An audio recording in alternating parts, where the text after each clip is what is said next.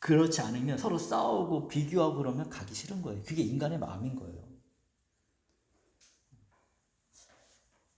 그래서 우리가 아늑한 삶을 살았으면 좋겠습니다. 그래서 평화를 얻게 될 것이다. 너희는 세상에서 환난을 당할 것이다. 말씀해 주세요. 진짜 어려운 환난이에요. 근데 우리는 되게 편안한 시대에 살고 있는 거예요. 한국이란 나라. 그리고 사실 예수님 믿는다고 누가 뭐라 할 사람도 없고 이렇게 괜찮거든요.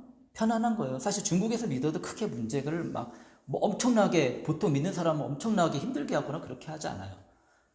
다 잘 살고 행복하게 사는 저의 많은 친구들 보거든요. 다 크리스찬인데 예수님 믿는데 다른 사람보다 행복하면 행복했지 막 예수님 믿는다고 또 비참해지거나 막 어렵지 않더라고요. 사는 것도 괜찮아요. 직업도 괜찮아. 이게 그래서 괜찮게 잘 살고 정신만 더 좋고 아이들도 정말 사랑으로 키우려고 하고 이런 잘못된 것들에 대해서는 받아들이지 않으려고 하고 그러면서 사랑하면서 돌보면서 살아가면 모든 괜찮다. 진짜 괜찮은 시대예요. 근데 한국도 그렇고 중국도 그렇고 처음에 기독교가 들어왔을 때는요. 예수님 믿는다는 자체가 고난이었어요. 죽였거든요. 왜냐하면 온천지가 다 불교나 유교 문화인데 이 불교나 유교 문화에 거슬리는 것이 들어왔거든요. 그때는. 그러니까 사람은 악하기 때문에 거슬리는 것을 포용하는 사람이 있어요. 정말 그런 종교에서도 정말 많이 깨달은 사람들은 포용하고 그리고 생각해보는 사람들이야. 이런 종교가 있는가 하면 그냥 생각 없이 믿는 종교가 있어요. 그냥 죽이고 이런 종교거든요. 그런 종교들도 너무 많이 있어요. 기독교도 잘못하면은 말씀을 깨닫지 않고 이렇게 그냥 막 그런 마음의 열정만 가지고 믿으면 잘못하면 그렇게 될 수가 있어요. 역사가 증명하거든요. 십자군 전쟁 같은 게 바로 그런 거거든요. 굉장히 기독교의 이름으로 나쁜 일을 많이 했어요. 정말 그래서 바른 기독교도 돼야 되고 우리 자체가 그런 바른 기독교인이 되기 위해서는 그래서 제가 성경 말씀을 이렇게 쭉 얘기해 주는 거예요. 성경 말씀이 과연 뭐라고 말하느냐. 난 그리고 성경 말씀에 비추어서 난 인생을 잘 살고 있느냐 지금 아니면 잘못 살고 있느냐. 그러면서 환난을 당하겠지만 용기 내. 왜냐하면 내가 세상을 이겼어. 근데 정말 이 말씀이 맞는 것 같아요. 세상은 여전히 악하고 세상은 사람들을 착취하고 힘들게 하지만 그 안에서 별과 같이 빛나는 사람들이 있거든요. 그러면서 자기의 삶을 또 잘 살아가는 사람들이 있거든요. 이런 사람들이 바로 하나님에 속한 사람들이고 남은 자이고 그리고 이런 사람들이 천국을 자기 것을 갖고 가는 거예요. 자기 것으로. 그러니까 갑자기 이 세상에 살 때는 천국이 아니다가 죽으면 천국에 들어가는 게 아니에요. 이 세상에 살아가는 삶이 점점점 천국을 경험하면서 죽었을 때 천국에 들어가는 거예요. 그러니까 예수님 믿고 우리가 잘 살아야겠죠. 근데 막 의무감 잘 사는 게 아니야. 정말 마음에서 우러나는 자연스러운 그걸 누가 해주신다? 성령님이 해주신다는 거예요. 우리는 그냥 뭐 하면 돼요? 이런 말씀 들으면서 나는 어떤가 한번 생각해보고 내가 할 수 있는 거 하면 되는 거예요. 내가 할 수 없는 거를 시키지도 않으셔 예수님은. 할 수 있는 것. 그래서 정말 제가 정말 믿음이 없고 연약할 때는 하나님 그냥 도와주세요 이거밖에 못했어요. 예수님 알지도 못하고 하나님 나 너무 어려우니까 도와주세요. 그때는 그랬어요. 근데 그렇게 머물러 있게 하시진 않더라고요. 또 다른 사람을 통해서 예수님 알게 하고 이렇게 배움을 갖게 하고 지금은 이렇게 여러분들 앞에서 이렇게 예수님이 어떤 분이신지 이제 나누는 삶이 되었습니다. 여러분들도 그렇게 될 수가 있어요. 누구든지 할 수 있는 겁니다. 저만 그런 게 아니고 말씀을 마무리할게요. 오늘은 예수님께서 비유가 아니라 내가 직접 얘기하겠다 말씀하셨어요. 그러면서 뭘 직접 얘기하셨냐면 내가 아버지께로부터 왔어. 아버지께로 갈 거야. 이걸 말씀해 주셨고 그러면서 그렇지만 우리가 알겠습니다 얘기했을 때 예수님께서 말씀하시는 거 뭐냐면 그렇지만 너희가 나를 버릴 거야. 하나님 아버지만 나와 함께 할 거야. 미리 다 말씀해 주는 거죠. 어떤 일이 일어날지. 그러니까 하나님이신 거죠. 그러면서 그래서 너희 낭망하고 힘들고 쓰러질 수 있겠지만 걱정하지 마. 내가 세상을 이겼어. 그러면 우리 요한복음 15장 그 전에 포도나무 비유를 가져다 올 수 있는 거예요. 어떻게 살아야 되죠? 내가 말해줬잖아. 포도나무 가지가 포도나무에 붙어있으면 열매 맺는 것처럼 너희들의 삶도 그렇게 될 거야. 얘기해주고 있습니다. 그래서 우리 모두가 예수님의 사랑 안에서 예수님은 정말 사랑하고 믿음 가운데서 이렇게 우리뿐만 아니라 우리 다음 세대까지 정말 이런 행복한 삶을 누리는 그런 행복의 통로가 됐으면 좋겠습니다. 네, 그러면 제가 기도하고 마칠게요.